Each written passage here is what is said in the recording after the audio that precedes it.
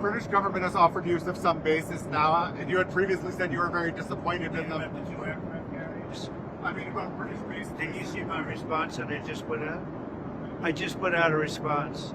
Give me the offer to send two aircraft carriers. Maybe, but they're not sure. I just put out a response.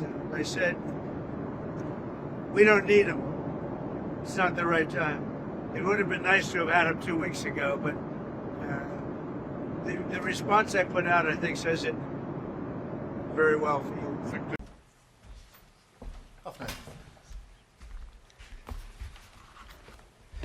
This morning I chaired another COBRA meeting as we continue to coordinate our response to the situation in Iran and the Middle East. I know that people are worried sick about their family and friends who are caught up in this, about the impact on our lives and our economy, and about the potential for even greater escalation.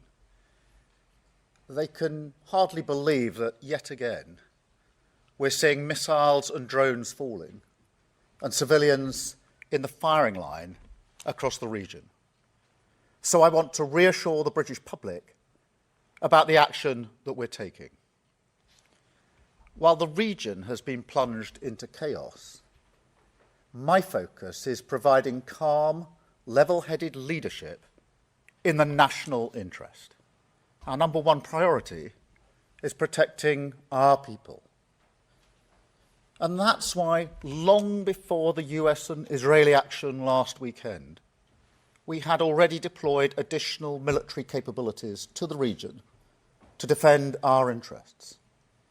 And I want to pay tribute to our brilliant armed forces.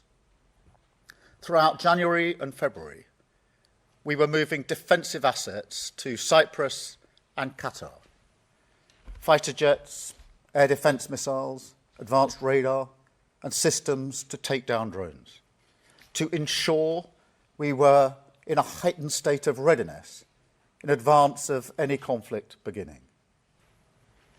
I can announce today that we're sending 4 additional Typhoon jets to join our squadron in Qatar, to strengthen our defensive operations in Qatar and across the region. Wildcat helicopters with anti-drone capabilities are arriving in Cyprus tomorrow. The Defence Secretary is on the ground in Cyprus right now, coordinating our work and our brave servicemen and women. We're deploying HMS Dragon to the Mediterranean. And we have allowed the US to use British bases to conduct defensive operations to take out Iranian missiles before they're fired at our people and our allies. We will maintain this shield over British people in the region and our allies. We are working to strengthen it every day, and we're working as fast as possible to get our people out. As of today, over 140,000 individuals in the region have registered their presence, enabling us to get them the information and the support that they need. We have rapid deployment teams on the ground in Oman and Saudi Arabia. And our consular teams are helping hundreds of the most vulnerable individuals. Despite airspace closures, we're working around the clock with airlines, travel companies, and governments to open safe routes home. More than 4,000 people have now arrived back in the United Kingdom on commercial flights from the UAE, including vulnerable Brits identified by our teams. A further 7 flights are due to leave the UAE for the UK today. And I can report that our first charter flight from Oman took off a few minutes ago. We will lay on additional charter flights in the coming days.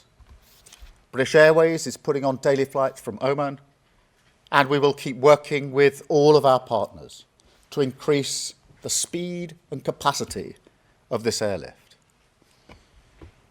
I want to be very clear. This is a huge undertaking. It's one of the biggest operations of its kind, many times bigger than the evacuation from Afghanistan. It's not going to happen overnight, but we will not stop until our people are safe.